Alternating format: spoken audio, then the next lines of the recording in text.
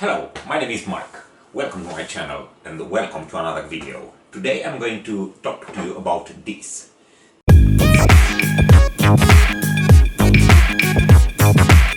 This GPU is the Intel Arc of 20 years ago. It was a mid-range performer that was put against Nvidia's 4th series, Nvidia GeForce 4 and ATI Radeon 9000. I'm going to show you what this GPU can do, and I'm going to compare it with its main competitor, the Nvidia MX 440.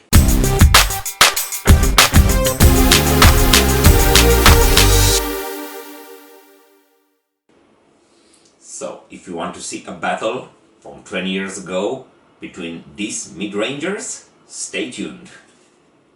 So, the GPU situation is like this. This is the SIS Xabre 400, 128 megs. And when I'm saying that it's the Intel Arc of its days, well, it kind of looks like, this color, looks kind of Intelish. Yeah, of course, I'm joking.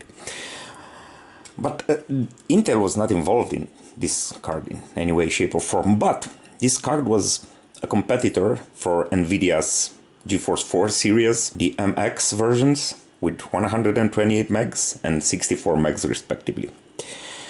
Why I'm saying that this card is some kind of a prototype card, because I would have loved to refresh the thermal paste on this one, but unfortunately the heatsink is basically glued somehow to the GPU, to the die.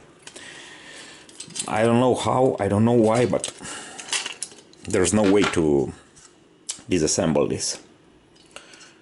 No screws, no nothing. It basically just... You see some kind of thermal compound there. I don't know if it's some kind of thermal glue or something. I don't want to force it to... I don't want to risk break it, being a very rare piece of hardware. So we'll let this like it is for the moment. Hope it's not too dry and it's not going to fry the chip. We'll see. If the temperatures are very, very high, we're going to try to break it loose somehow. But if it's okay, this is not a very power-hungry card. So the only thing I'm going to do here is apply a little of lubricant on this fan. I don't know why it's like this. Maybe it was replaced at some point. I don't remember. It's like 20 years ago, So I will peel this and add a little lubricant to the fan. This is basically the only service we can do on this GPU.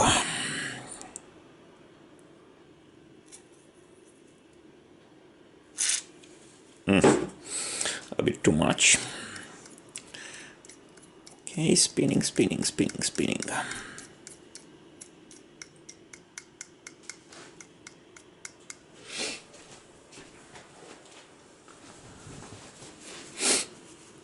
'll remove the excess a bit. Okay.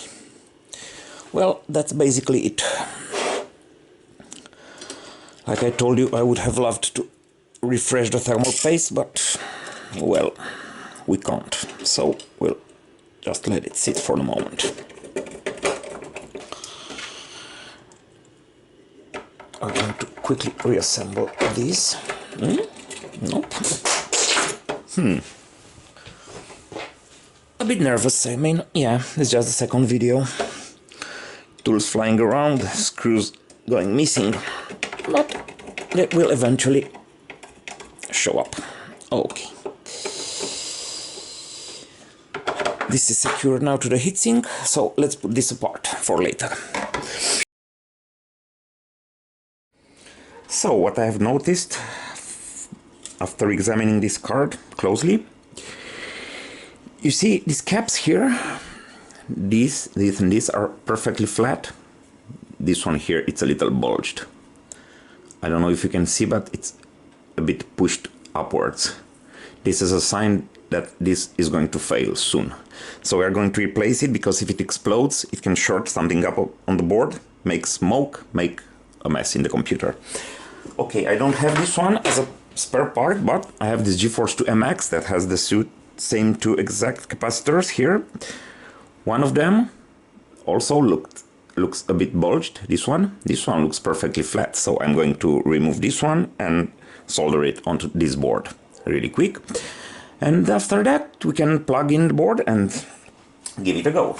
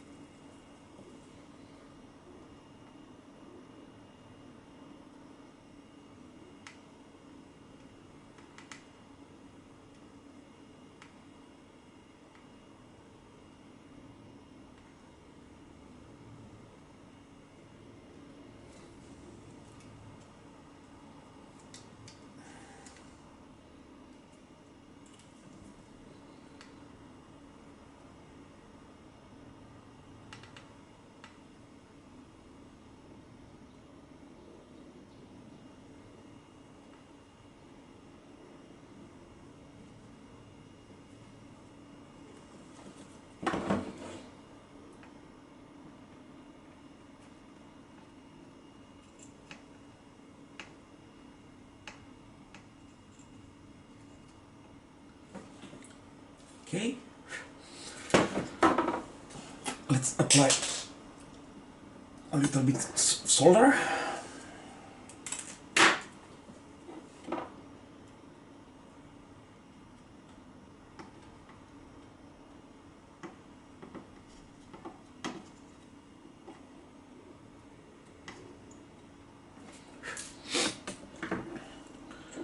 Okay, job done. The new cap is soldered in. Looks good. I think we're ready to try this baby and see what it can do. So, we are running the Nvidia GeForce 4 MX440 at stock speeds, performance defaults, 250 on the clock and 286 on the memory. Now, let's do a 3D Mark benchmark and see what's what. After this benchmark, I'm going to try to overclock it and achieve the best performance I can without crashing, and then we are going to play some games. So, benchmark. Let's see what this baby can do.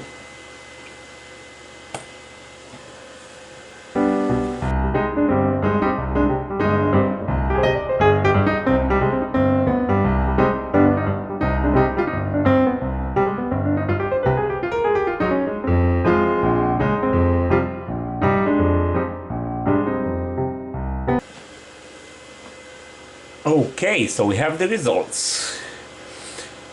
Almost 3000 points. So, let's overclock this baby and see what it can do.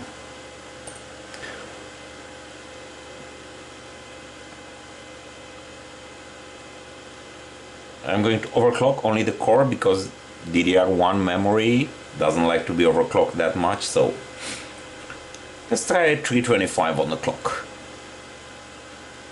Let's see what's happening.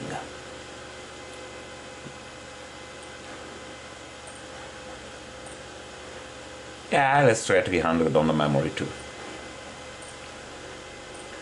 Okay, let's save the profile.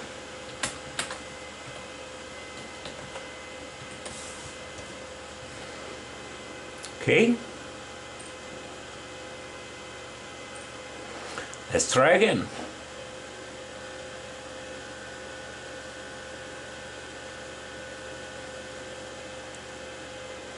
Benchmark.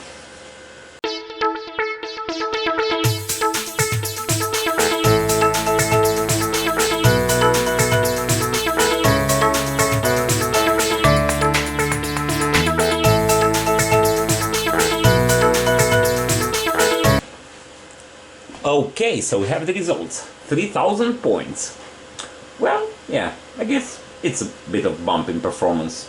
Not that much, but it is a bump. Okay, we are going to try some games now.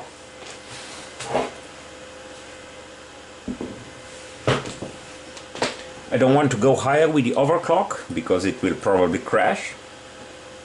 And realistically speaking, how much performance can you get out of this card? Like a few percent more? Okay, let's try Quake 3 Arena first.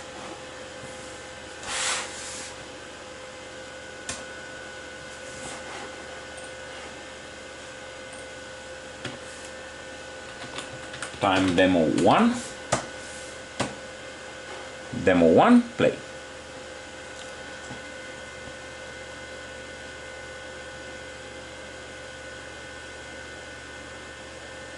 Well, yeah, it looks a bit slow. This benchmark usually it's a lot faster than this.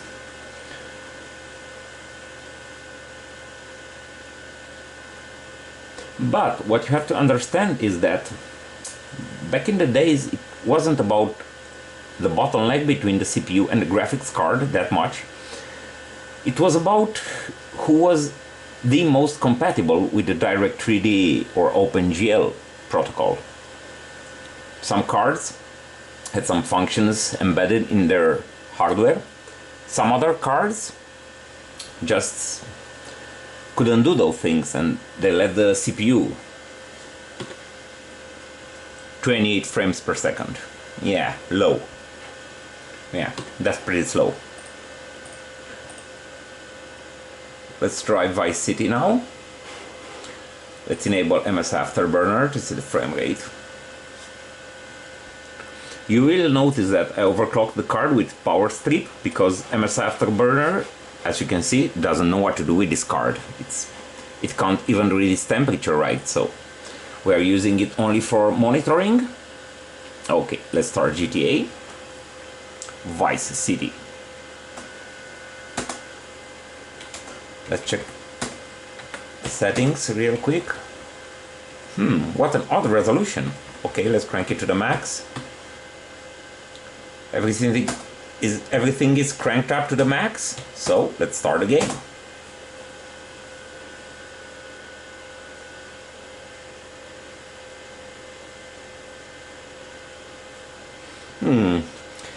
This doesn't look promising. 15 FPS. Okay.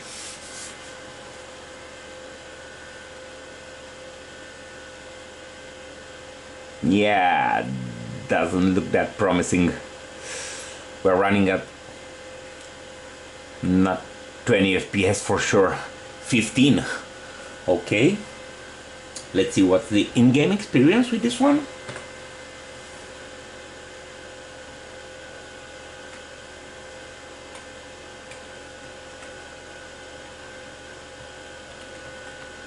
Yeah, not that good. 15 FPS, 12, 10. Yeah. This is basically almost unplayable.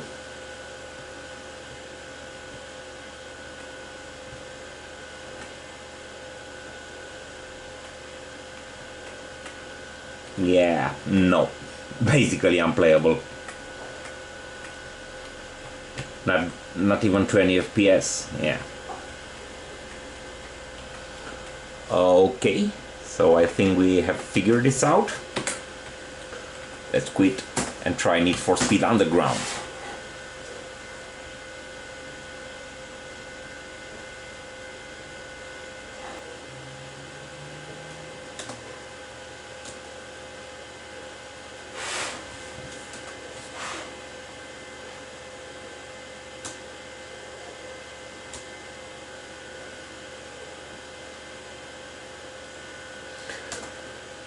What you have to understand is that 20 years ago, a video card was not faster by like having more processing units, more CUDA cores or ROP processors or stuff like that, or having a higher frequency.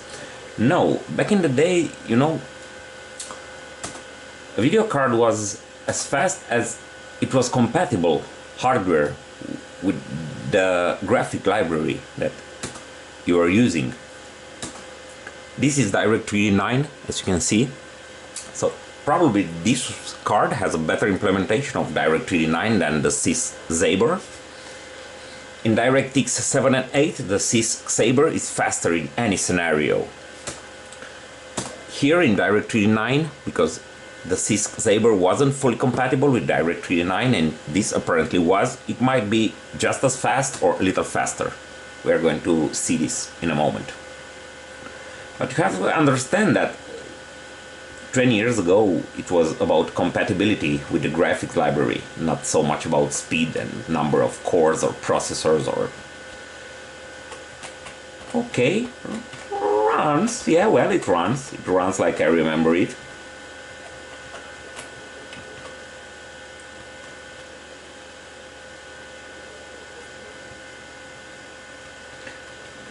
Years ago, we're not so much educated about frame rates and stuff like that, and it was about, you know, you can play that game or you can't. It was as simple as this. Now if you can play a game, okay, you can play it, but you play it in 4K, at what settings? Everything is so much complicated these days. Talking to you guys, I forgot to drive, so don't talk and drive, especially when you're driving fast.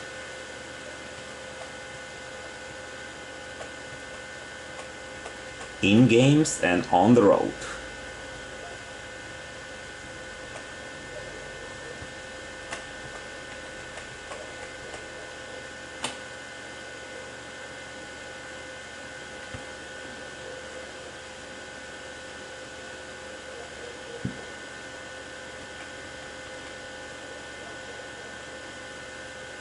So yeah, it kind of runs. Probably a bit faster than the Xabre, because I told you, this card was more compatible with DirectX 9 than the SIS Xabre, but when we are talking DirectX 7 or 8 or OpenGL, the SIS is faster. When I'm saying this card is the grandfather of Intel Arc cards, this is what I mean. It was a competitor, a mid-range competitor with an under $100 price tag that could, in many scenarios, annihilate this card and the Radeon 9000.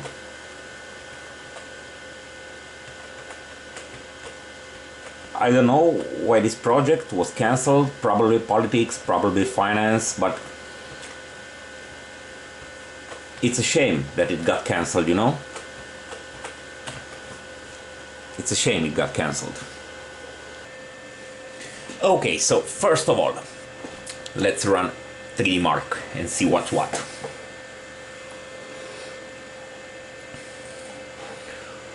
Let's run a complete benchmark and see how this card performs. Okay, so go.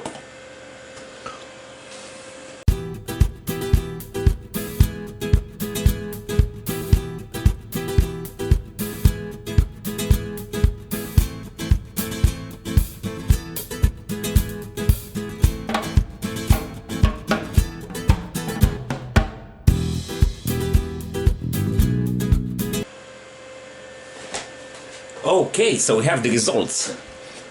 5,200 points.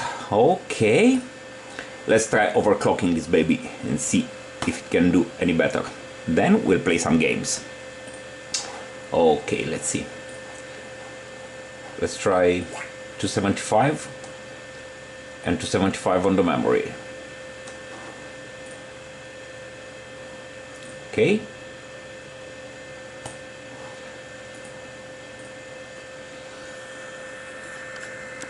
Now let's benchmark again, see what's what.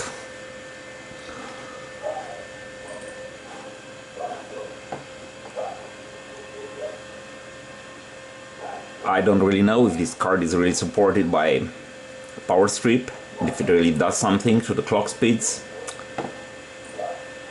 We don't have any information on the clock speed here.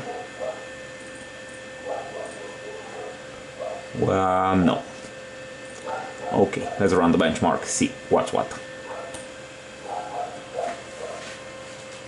We are now running at 275 core, 275 memory.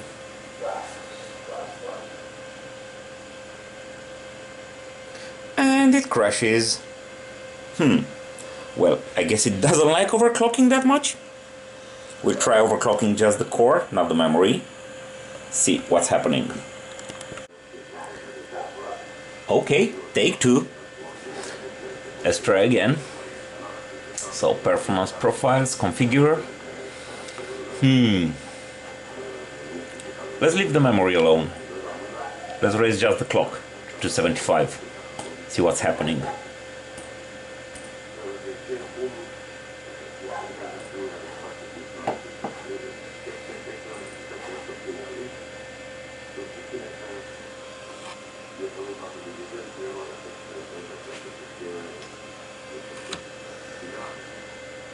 And benchmark.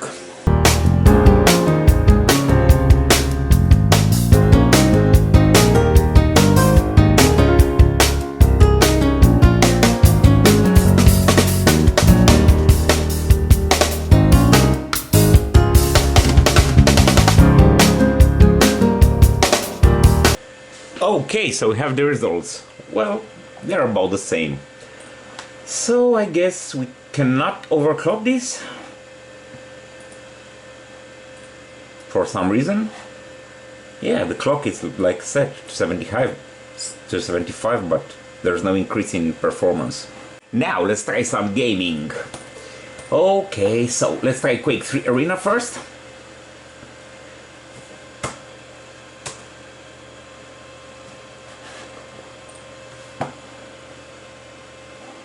So we have to go time demo 1, demos, and play.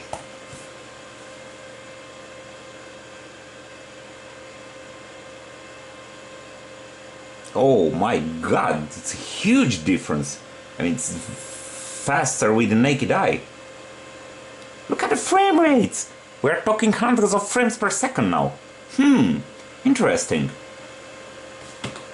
And we have 96 frames per second. So this is like a 300% increase in performance. Interesting. Okay.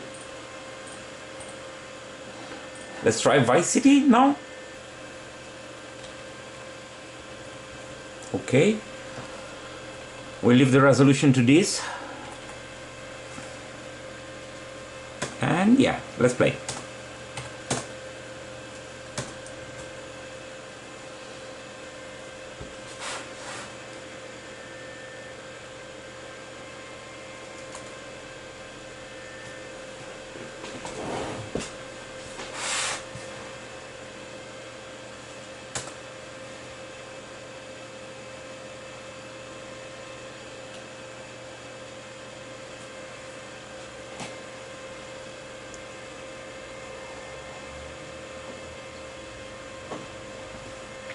Well, as you can see, it's already better. Frame rate, it's stuck at 30 FPS. The CPU is still at 100%, but the frame rate, it's better, I guess. Okay, let's see how this plays. Very smooth and very, very good looking game. For 2004, I mean, this was quite a game back then. I need a faster car. I need a faster car. And here we have a Ferrari 375 GTB4 Daytona Spider. The car with probably the longest name in the world. Okay, let's go. Now that we have a fast car. Still 30 FPS. Runs perfectly smooth with no frame dips. No nothing, I mean... Yeah. I have to get used to this again. The physics are so different from GTA 5, I mean, it's basically a different game. Yeah, but it runs perfectly with this GPU, perfectly. So you understand why I'm saying that this mid-ranger from 20 years ago is basically the Intel Arc of its days? Yeah, it's perfect. I mean, in this game it performs better than Nvidia's cards. In Quake 3 Arena it performs better. I mean, of course in Quake 3 Arena we have that big performance improvement because probably the Nvidia card doesn't support OpenGL that good, but this is DirectX 8, so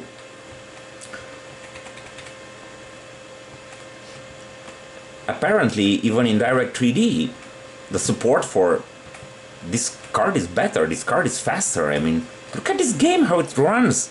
Perfectly smooth. Perfectly smooth. Well, I like a bit in driving skills, but... What I was telling you about. Let's try some donuts. Can you do donuts in this game?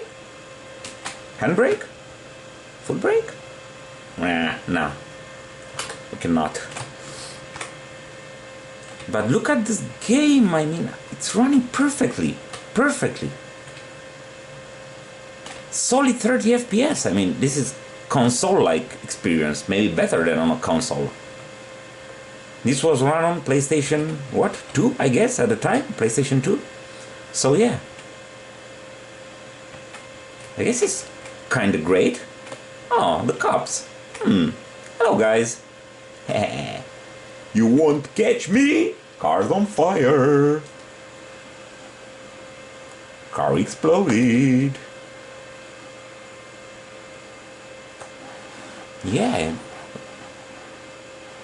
It's smooth.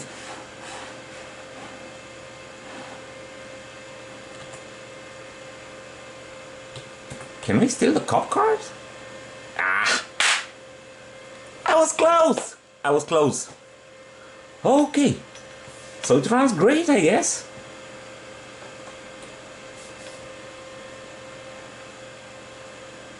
Let's try to beat in this heavily loaded area. No, still 30 FPS. Perfect. I mean, yeah. Perfect.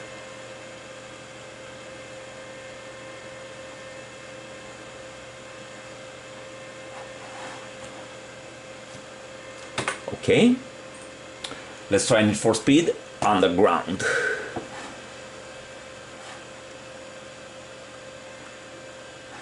Let's try Need for Speed Underground now.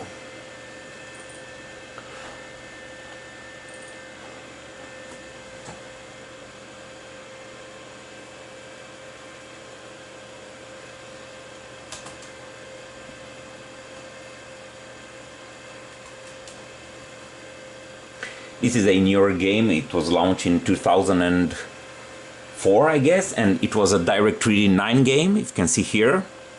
Unlike Vice City, that was a DirectX 8 game. This was DirectX 9, so let's see how this card holds up to DirectX 9 specs. Back in those days, wasn't so much about rendering units, CUDA cores, ROP processors, speed and stuff like that. Mostly it was about who was the most compatible with DirectX, because you have to understand that most cards didn't have the DirectX instructions needed to run any DirectX game.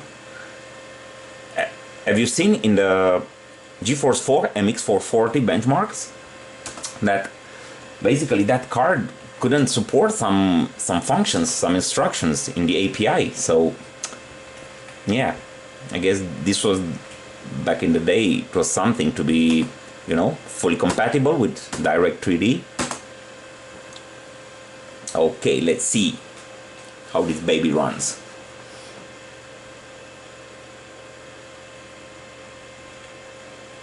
Yeah, slow, of course.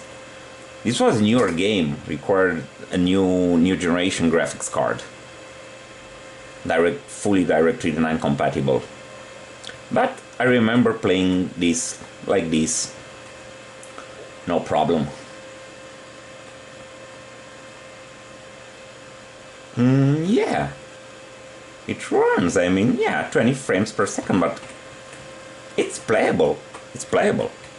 It doesn't look that bad either. Yeah, we have some heavy dipping here, 10, 12 frames per second. But yeah, I mean, back in the days we were not that educated on frame rates, and it was basically you can play the game or you cannot.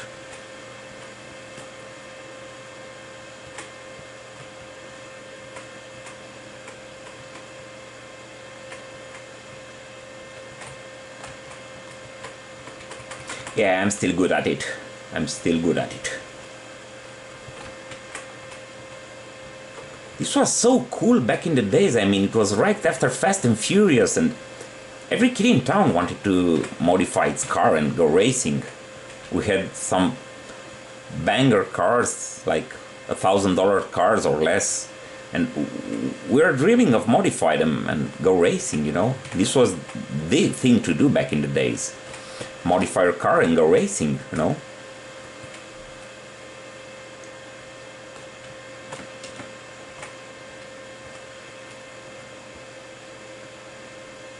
This runs basically like the GeForce 4 MX440, it's the same tier of performance. But this is one game. I mean, in 3 games and benchmarks, the 440 lags behind the SIS Xabre. It lags behind in performance in every scenario, maybe except this one, where Direct 3D compatibility is an issue. I guess for the Xabre, also for the Nvidia card.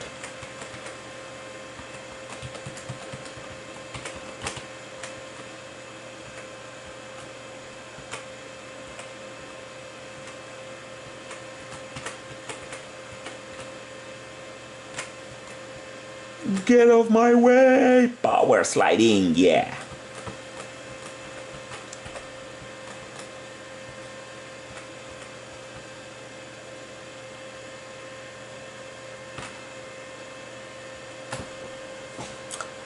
And we've won the race.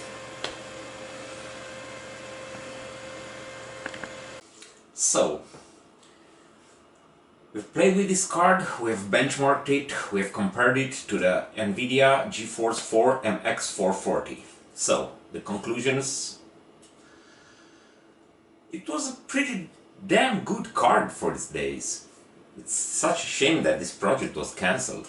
And I can really say this one more time: this is the Intel Arc from 20 years ago.